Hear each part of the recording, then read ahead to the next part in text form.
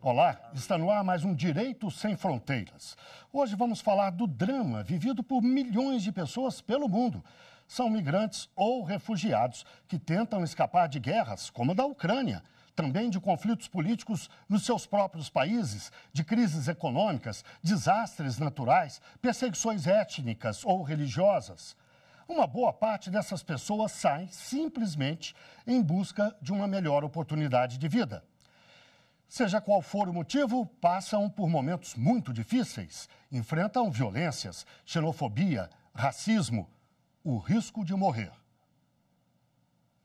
As imagens trágicas se sucedem em todos os continentes. Barcos abarrotados no Mediterrâneo, milhares de mortos no mar, resgates dramáticos. Sírios, iraquianos, afegãos tentam entrar na Europa e se escapam dos naufrágios, muitas vezes encontram intolerância. Na América do Norte, centenas de milhares de imigrantes latinos seguem a pé, de caminhão, enfrentam rios, desertos e também morrem na fronteira do México com os Estados Unidos. Neste mês, a polícia do Texas foi acusada de negar água a uma migrante grávida e de empurrar crianças para as águas perigosas do Rio Grande. Se eles passam e chegam a Nova York, por exemplo, esbarram na rejeição do prefeito Eric Adams. Na semana passada, Adams disse que a cidade não tem mais espaço. Mais de 100 mil migrantes já estão em abrigos da metrópole. Outros 50 mil querem entrar. Os críticos do prefeito argumentam que ele viola as regras de direito à moradia. Na África, depois de 100 dias de conflito no Sudão, mais de 740 mil refugiados fugiram para os países vizinhos. E sem perspectivas de paz, o número continua a crescer. Na América do Sul, os venezuelanos são as grandes vítimas do deslocamento forçado. Mais de 5 milhões já teriam deixado o país como migrantes ou refugiados, segundo a Acnur, a Agência da ONU para Refugiados. Oficialmente, o Comitê Nacional para os Refugiados do Brasil reconhece 65.840 casos de venezuelanos. Para falar deste assunto, eu converso online com Guilherme Bistronski, mestre em Direito Internacional e professor de Direito Internacional, também de Direitos Humanos. E ainda converso com Silvia Sander, chefe de proteção do Acnur, o Alto Comissariado das Nações Unidas para Refugiados. Muito obrigado a vocês dois pela participação aqui no programa. Eu começo com uma pergunta para a Silvia. Queria começar, Silvia, por uma questão que talvez seja, se não a mais, uma das duas mais dramáticas, porque envolve conflito militar, a questão do Sudão. O que os organismos internacionais e os países que têm capacidade logística, financeira de ajudar têm feito e ainda podem e devem fazer? Obrigada, Guilherme. Em nome da Agência da ONU para Refugiados, primeiro agradecer o convite para participar aqui desse debate. Em relação ao que a gente assiste agora nesse centésimo dia de agravamento do conflito no Sudão, como mencionado na vinheta, a gente percebe que mais de 740 mil refugiados, incluindo o número crescente de retornados, têm deixado o Sudão desde abril desse ano, e o que se percebe são condições das mais angustiantes, né, em relação a essas pessoas refugiadas que chegam ali aos países vizinhos em busca de proteção, né, países como Chad, República Centro-Africana, Egito, Etiópia, Sudão do Sul. O que se nota que hoje, apesar do apelo crescente por mais apoio às pessoas que estão se deslocando de maneira forçada dentro do próprio Sudão e também para os países vizinhos, é que existe ainda uma lacuna de aporte suficiente para garantir que essas pessoas primeiro, possam sair das zonas mais graves, né, atingidas pelos conflitos, de uma maneira segura, encontrem abrigamento, né, espaços para descansarem, para pernoitarem, para encontrarem um mínimo de assistência em relação a necessidades mais básicas de saúde, nutrição, de segurança, cuidados médicos, dentre outros. e que é basicamente a assistência que organismos internacionais, como a Acnur, a Agência da ONU para Refugiados, vem tentando, né, prover e incrementar as nossas capacidades para atuar dentro e fora do Sudão. Né? De maneira geral, a primeira preocupação é que aquelas pessoas atingidas pelo conflito possam sair das áreas de alto risco, né? Então, portanto, a gente fala de evacuação, né, e apoio para a evacuação dessas populações. Em um segundo momento, como eu disse, abrigamento, então estabelecimento de campos e de outras áreas que possam acolher mulheres, crianças, pessoas idosas, pessoas com deficiência, também homens e meninos. E que áreas essas em que precisam de ter atenção imediata, né, de saúde, de nutrição. Né, a gente percebe que hoje, principalmente no estado do Nilo Branco, as pessoas que têm chegado mostram uma situação gravíssima, né, de desnutrição, e é nesses locais de recepção dessas pessoas mais afetadas que o Acnur e os nossos parceiros atuam. Então, com a doação de itens de higiene, de alimentos, provisão de abrigamento, né, espaços para as pessoas dormirem, e nos países vizinhos que recebem esses refugiados, também uma garantia de que possam acessar o território desses países, serem documentadas e acessar os programas de atendimento, programas protetivos disponíveis nesses países. Né? Então, como eu disse, já alcançando esse 100º dia, a gente percebe que tem tido um aumento do apoio e da atenção internacional às necessidades enfrentadas por essas pessoas, mas ainda muito longe de conseguir abarcar, né, as necessidades desses já mais de 740 mil afetados pelo conflito que segue e que se agrava. No caso do Sudão, a gente precisa acrescentar algumas informações que são importantes, devem ser levadas em conta com relação à questão geopolítica. O Sudão tem reservas de petróleo, de urânio, de ouro, é banhado pelo Mar Vermelho, por onde passa boa parte da riqueza do mundo, que vai passar também pelo Canal de Suez. Os Estados Unidos têm bases militares na região. Há uma disputa geopolítica. Mas há também a questão do direito internacional. E é basicamente sobre o direito internacional que eu gostaria de perguntar ao Guilherme o que o direito internacional diz sobre casos como este, levando em conta todas essas informações, Guilherme. Tudo bem, Guilherme? Também eu queria agradecer o convite que me foi feito. É um prazer estar com a Silvia aqui também no programa de hoje. Quanto à pergunta, em direito internacional, nós temos regras bastante claras, tanto sobre a questão dos refugiados, que nós temos hoje cada vez número maior no contexto do Sudão, como também temos questões importantes em matéria de respeito aos direitos humanos, tanto pelo Sudão, como também aqui no que se refere à defesa dos direitos humanos pela sociedade internacional. Em matéria de refúgio, o instrumento internacional mais importante que existe na atualidade é a Convenção de 1951 relativa ao status dos refugiados. Convenção essa que foi complementada em 1967 por um protocolo que derrubou alguns limites, tanto geográficos como temporais, que existiam no texto original lá da Convenção de 1951. Eu sempre gosto de citar essa convenção porque existem, às vezes, alguns equívocos no que se refere à pessoa do refugiado. Aquela pessoa que se desloca por motivos puramente econômicos ou motivos ambientais, essa pessoa não é refugiado no contexto atual do direito internacional. Refugiado, nós temos realmente situações como essas que acabaste de mencionar em relação ao Sudão. Refugiado é aquela pessoa que é obrigada a deixar o seu país de nacionalidade, se não tem um país de nacionalidade, o país de residência habitual, em decorrência de um fundado temor de perseguição e por motivos de raça, religião, nacionalidade, pertencimento a grupo social ou opiniões políticas. A pessoa é obrigada, então, a abandonar o seu estado de nacionalidade e não mais pode contar com um apoio, não pode mais retornar ao estado de nacionalidade.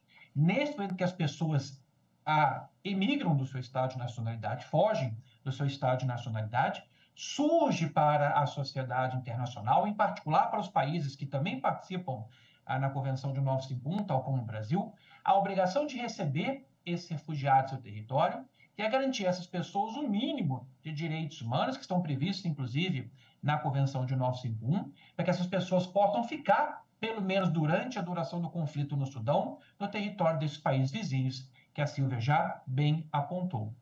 Nesse sentido, Quando nós trabalhamos com a ideia de refugiado, a ideia é essa, de acolher as pessoas que não mais podem permanecer no seu estado de nacionalidade. E, é claro, conflitos como esse no Sudão são potencializados pelas riquezas que nós encontramos no contexto desse país. O Sudão já há muitas décadas enfrenta situações internas bastante complicadas.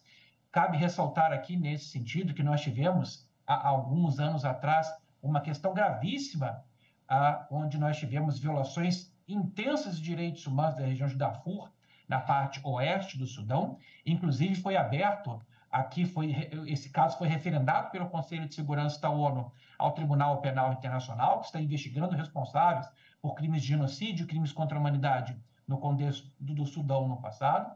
Então, essa era uma situação particularmente nova no contexto desse país. Fato é que, no atual direito internacional, quando o Estado territorial não consegue impedir que em seu território haja violações graves de direitos humanos, é obrigação, sim, da sociedade internacional como um todo proporcionar não só ajuda diplomática, mas também ajuda humanitária às pessoas que se encontram no território afetado pela violação de direitos humanos, facilitando neste contexto, em primeiro lugar, que se tenha o mínimo de respeito aos direitos humanos, caso isso não aconteça, que essas pessoas possam sair, possam procurar acolhida em estados vizinhos, onde seus direitos humanos básicos, pelo menos sua vida e integridade física, possam ser respeitadas. Silvia, foi importante o Guilherme fazer esse perfil exato do refugiado, porque isso enquadra, inclusive, a situação dos ucranianos, né? Eles estão num momento de conflito, de guerra.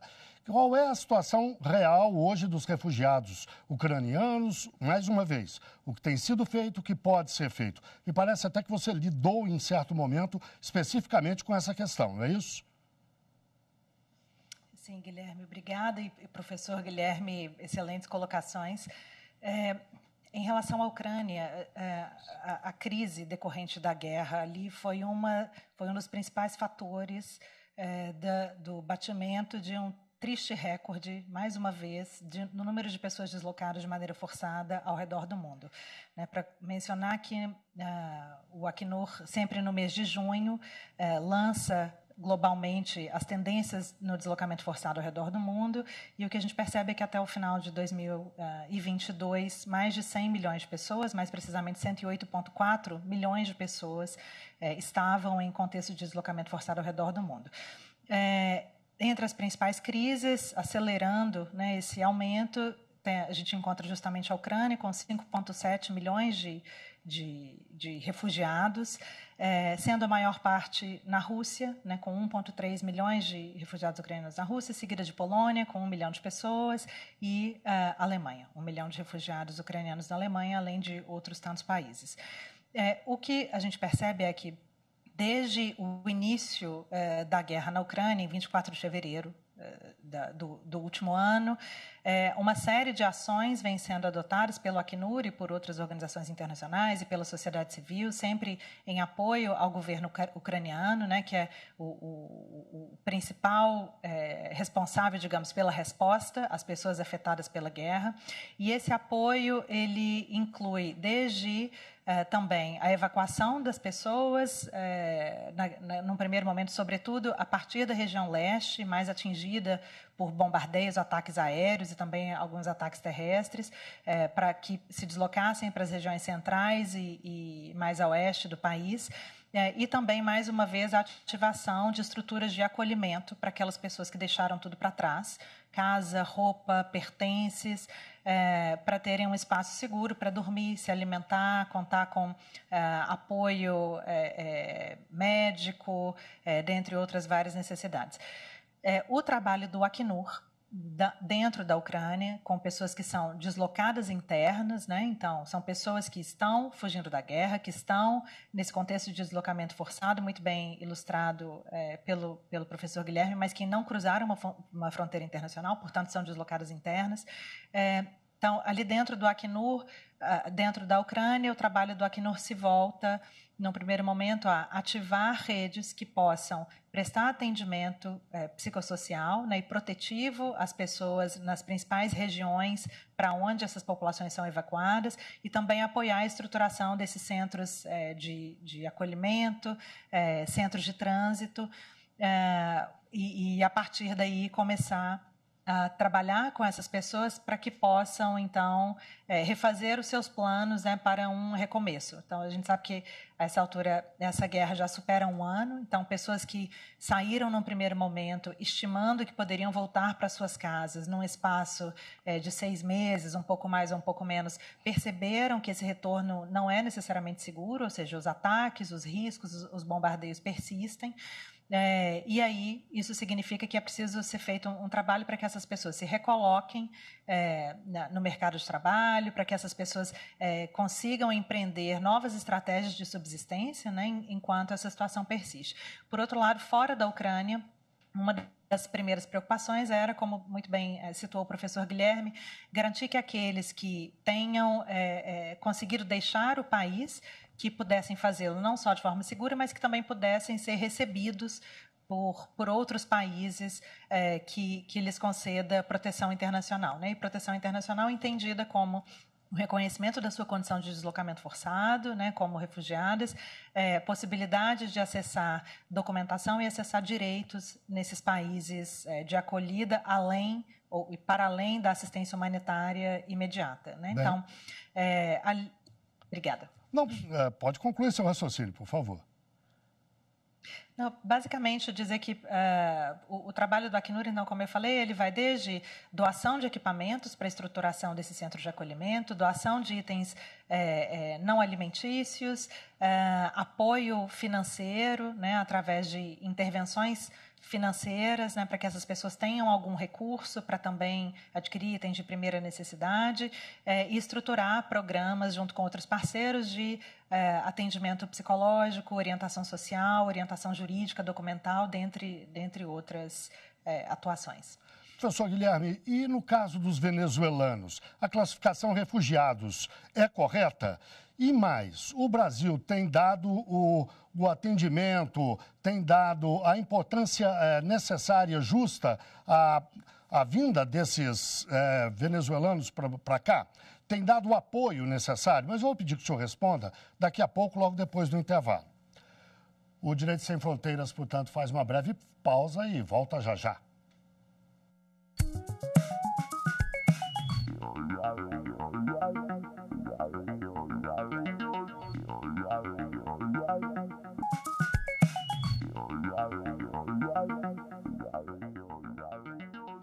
O Direito Sem Fronteiras está de volta. Hoje falamos do drama vivido por milhões de pessoas pelo mundo. São migrantes ou refugiados que tentam escapar de guerras, como a da Ucrânia, e também de conflitos políticos nos seus próprios países, além de crises econômicas, desastres naturais, perseguições étnicas ou religiosas.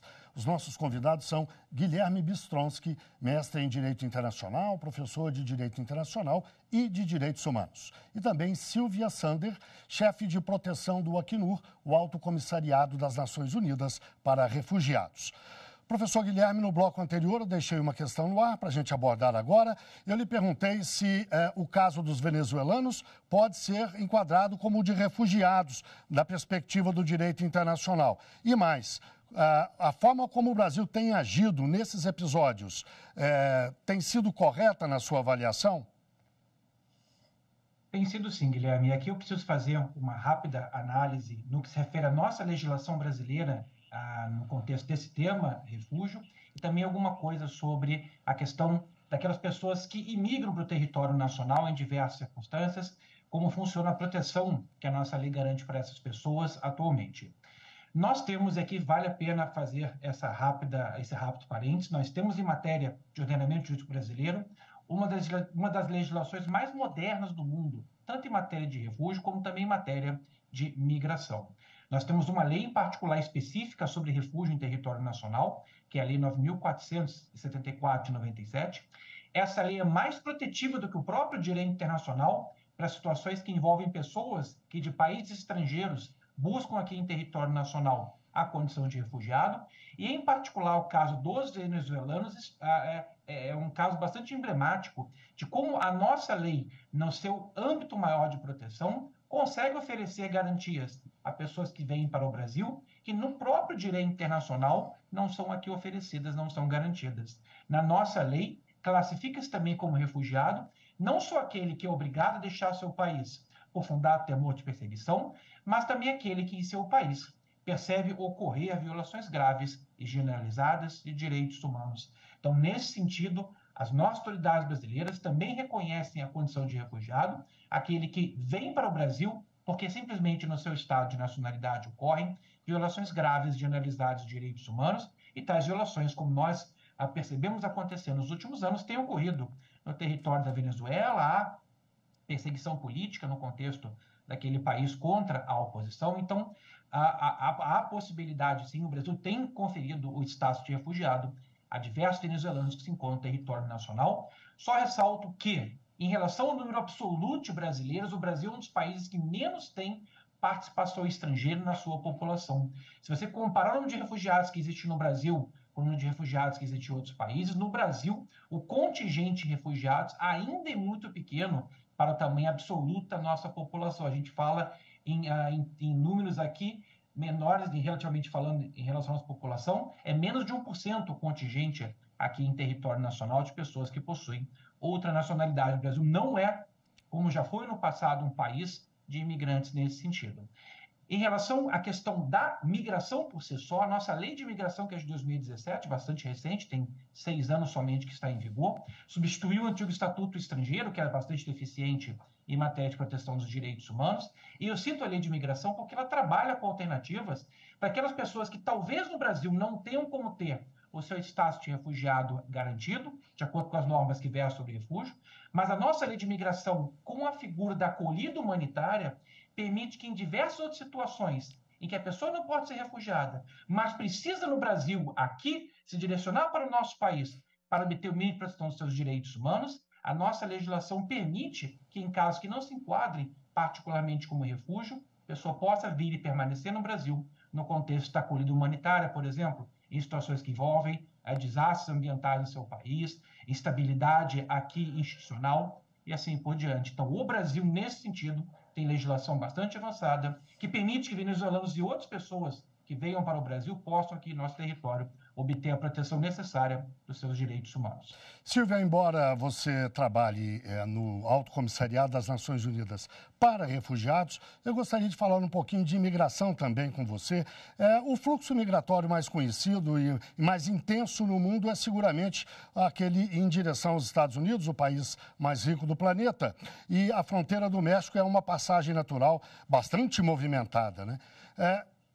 Fatos recentes lá, mostrados na reportagem como um tratamento, a princípio, desumano dessas pessoas, de crianças, de mulheres grávidas, etc., constitui alguma violação de algum tratado, de alguma lei internacional, de algum princípio?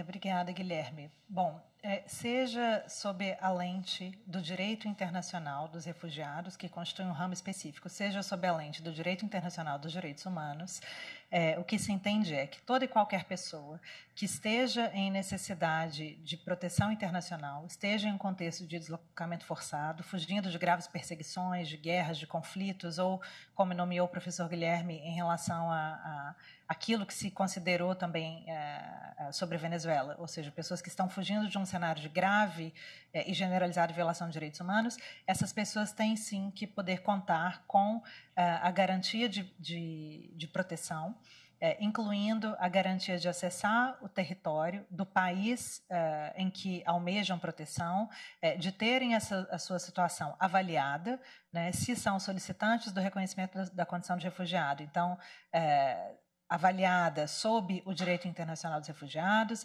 se são pessoas que estão no contexto de imigração, que também contem com uma resposta compatível com o direito internacional dos direitos humanos. O que se diz é que, no contexto dos Estados Unidos ou de outros países, a gente sabe que estabelecer muros no sentido literal ou no sentido figurado, visando impedir a entrada de pessoas, nunca se mostrou como uma solução eficiente. Ou seja, aquelas pessoas que entendem que estão numa situação de vida ou morte, né, numa situação de perigo iminente ou de necessidade iminente de proteger a sua própria vida, de proteger os seus. Essas pessoas vão encontrar quaisquer meios que estejam à sua disposição para buscar segurança, né, e para buscar proteção ao seu direito à vida, à sua integridade. Né? O que se diz, e aí especificamente no contexto de pessoas refugiadas, é que garantir que essas pessoas possam acessar essas vias protetivas de uma maneira segura, contando com estruturas preparadas para acolhê-las, que consigam prover abrigamento emergencial, né, e temporário, itens de primeira necessidade, e também uma resposta juridicamente adequada ao seu caso específico, isso é o que se recomenda. Né? Então, outras medidas que incluem centros de detenção, outras estratégias de privação de liberdade, separação familiar, né, separação de crianças dos seus cuidadores, manutenção ou acolhimento de mulheres e meninas em centros sem separação de gênero, ou seja, portanto, mais expostas a riscos de violência baseada em gênero, tudo isso pode sim ser considerado como um cenário de violação de direitos no marco do direito internacional. Né? Então, existem hoje uma série de boas práticas, né, de medidas possíveis que estão à disposição dos Estados em uma lógica de compartilhamento de responsabilidades entre aqueles que originam as crises que originam esse contexto de deslocamento e aqueles que recebem, a nossa aposta como Agência da ONU para Refugiados é que o compartilhamento dessas boas práticas em uma lógica de solidariedade, uma lógica de engajamento do todo da comunidade internacional é o que vai certamente responder melhor aos problemas enfrentados por aquelas pessoas em deslocamento forçado e também aos desafios enfrentados pelas comunidades que as acolhem. Né? Eu acho que todos reconhecemos que o recebimento de um movimento massivo de pessoas, seja no contexto de deslocamento forçado, seja no contexto de imigração, no sentido mais abrangente, ele pode sim suscitar uma série de desafios aos sistemas de infraestrutura, às redes de prestação de serviços sociais, às pessoas que estão chegando. Portanto, essas comunidades de acolhida, essas redes de acolhida precisam de mais apoio, precisam de mais aporte, mas existem saídas possíveis, né, no plano internacional, e a gente precisa de olhar para essas saídas e de seguir mais adiante nessa lógica de uma solidariedade compartilhada por vários atores. Bem, chegamos ao fim do nosso programa. Eu agradeço muito a participação do Guilherme Bistronsky, mestre em Direito Internacional, professor de Direito Internacional, também de Direitos Humanos, e ainda de Silvia Sander, chefe de proteção do Acnur, o Alto Comissariado das Nações Unidas para Refugiados. E muito obrigado, claro, a você que nos acompanhou. Não deixe de seguir a nossa programação no site da TV Justiça. Nós estamos no YouTube, no Instagram, no Twitter, no Spotify. É só digitar lá, @Rádio e TV Justiça, que você encontra o nosso conteúdo. Até o próximo programa.